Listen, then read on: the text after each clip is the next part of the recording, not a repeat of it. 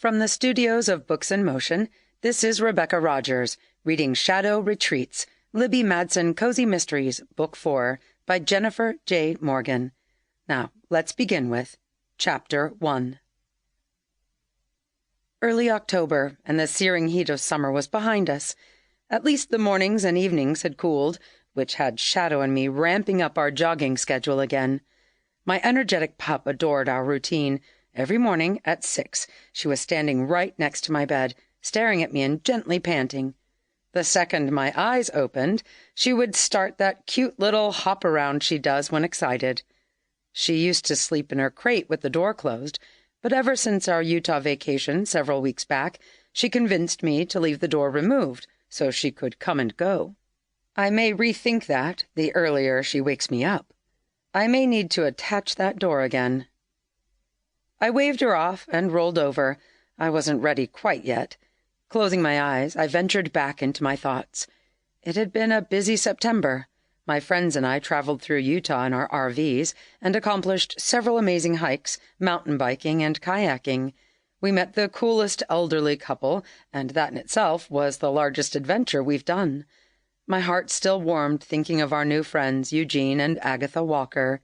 Even though we had only known them a short time, they sure wormed their way into all of our hearts. Then I remembered we needed to plan another Lake Powell trip soon. We had business to take care of. Maybe we could get that done sometime later this month? My thoughts drifted further. Our day spa business had taken off ever since the physical therapy unit started up. We received many massage referrals now from the on-site therapists who worked with rehabilitation patients. My days were full. I love my work, so I was energized by the full schedule and helping rehab patients with their healing too. However, I hadn't seen my boyfriend Greg Lawson since we'd returned from Utah. I've learned long-distance relationships are not easy. Even being only 2 hours away, we had found it difficult to break away from our respective careers to make time for each other. We talk frequently on the phone, but that only goes so far.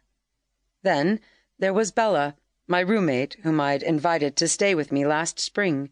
She's the daughter of a former client of mine. She had gone missing, and Shadow and I untangled the whole sordid mess. Poor girl, she'd been through a lot. Struggling in her early 20s, it was the least I could do to offer her a place to stay after living with her mother was no longer an option. She has been thriving ever since, studying for her emergency medical technician certification, working full-time at the spa, and also finding solace exploring her spirituality. She and Alexis had joined up with a spiritual group called Love and Mercy. Their guru holds meetings locally each week, and occasionally they'll also join retreats in other locations too. I don't fully understand it. Never really been my thing. Alexis is certified to teach meditation and is always trying to convince me of its many benefits. Maybe. For now, though, I'm happy Bella seems to be enjoying herself, and we couldn't be prouder of the progress she's made recovering from her serious childhood traumas. Shadow's paws thumped the side of the bed. Her tongue licked my hand that draped over the side. Then there was the small whine and the sound of her tail swooshing fast. It was time. "Okay, girl. Want to go outside?" Oh, boy, did she. Shadow ran circles combined with a bounce, and she didn't stop until we were outside in the backyard. There, she took off for the far end of the grass, sniffing all over. She finally did her business, and then we came back in to make coffee. "Good morning," Bella said as we came in through the sliding glass door. She had beat us to the coffee machine. It was already brewing. "Hey, that's smelling nice." Morning came too quick. I yawned and stretched, enjoying the aroma of fresh-brewed coffee. Better get my run in before I chicken out.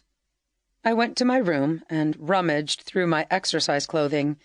A lightweight t-shirt and my leggings would do this morning. Once I was changed, I grabbed Shadow's harness. We call it a bra, and she definitely knows it by that name. She'll even bring it to me if I ask her to go get her bra. This morning, she could hardly hold still for me to get it in place, but we managed, and then set off for our run. My neighborhood in Northeast Mesa backs up Sample complete. Ready to continue?